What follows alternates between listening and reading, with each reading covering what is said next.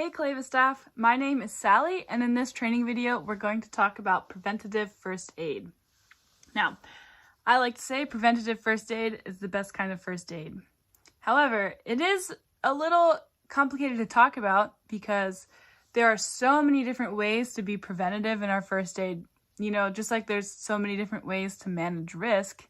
And so I could go on listing countless examples of how we can prevent first aid and injuries from happening, but I won't. Okay, so I'm gonna take some time and focus on the big things we like to focus on in camp, and also give you a general outline for thinking about preventative first aid that can be applied to a lot of other things. Okay, so we're gonna start with our general outline, and that is looking at subjective and objective factors. Okay, so subjective factors. They are things that are human caused. They are things within our control. Things like wearing sunscreen, our decision making, our preparedness, and hydration. Okay? So those are subjective factors. Now, objective factors, however, are quite the opposite. They are environmental. They are out of our control. They are things like sun and weather and water level. Okay? So when I think about preventative first aid, I think about these objective factors that I have no control over. And I look at some of these examples. These are things that can be hazardous, but they don't have to be, depending on how we approach it. Okay? So, to me, preventative first aid is all about looking at these objective factors and making sure they don't become hazards. And we can do that by taking control of the things, the subjective factors, that we do have control over. Okay? So, for example, sun and heat. Let's say we're having the hottest day of the summer. It's super sunny, super hot. We know it. We're ready. Okay? So one thing we're going to do is sunscreen. We're going to make sure the kids are wearing sunscreen. We're going to make sure they reapply. We're also going to make sure they're wearing a sun shirt so they're not going to get sunburnt. Okay? Preparedness. That could be, first of all, knowing that it's going to be hot is good, and then making a plan around it. Okay? So making sure that you have a shady spot to eat lunch in so the kids can cool off. And if you're a land program, making sure the kids can swim at least once in the day to cool off. Same with hydration.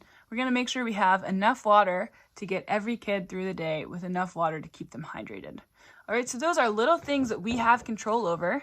It's our decision making that keeps the sun and the heat from becoming hazardous to us. And if we can do those things, we can prevent sunburn, we can prevent heat exhaustion, we can prevent dehydration, and all the other nasty things that come from overheating.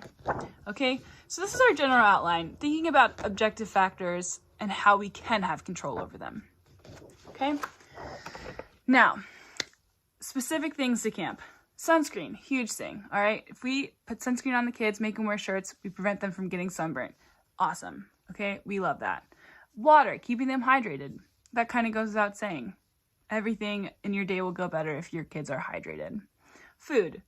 Low blood sugar is an issue. If we have kids that have a low blood sugar and then we ask them to do something challenging, like a new big rapid that's scary, and they have low blood sugar, they're not quite ready for it, chances are something's going to go poorly.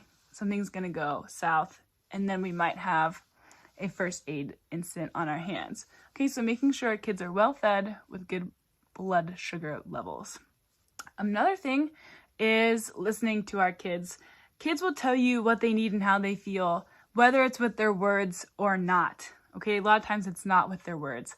So being able to listen to our kids and pay enough attention to them to understand where they're at is really important, because if we send our kids down a challenging rapid and they're not ready for it mentally, they're too scared, their blood sugar's too low, they're dehydrated, if we're not paying attention to all those things and we send them down that rapid anyway, again, chances are it's more likely that something's going to go poorly, and then we're more likely to end up with a first aid incident on our hands.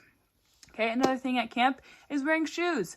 If a kid cuts their foot open on Monday morning and then has a gaping hole in their foot for the rest of the week, it's going to be a pretty awful week for them.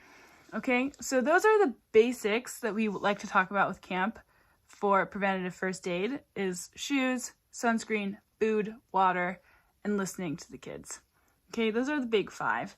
And like I said, preventative first aid can look like so many different things in so many different scenarios. So we as staff need to be paying attention, and we need to be thinking about the objective factors all around us and how we can use the things that we are in control over to make sure those don't become hazardous. That's all I got. Let me know if you have any questions. I hope that all makes sense, and I hope to see you all out there this summer. Toodaloo!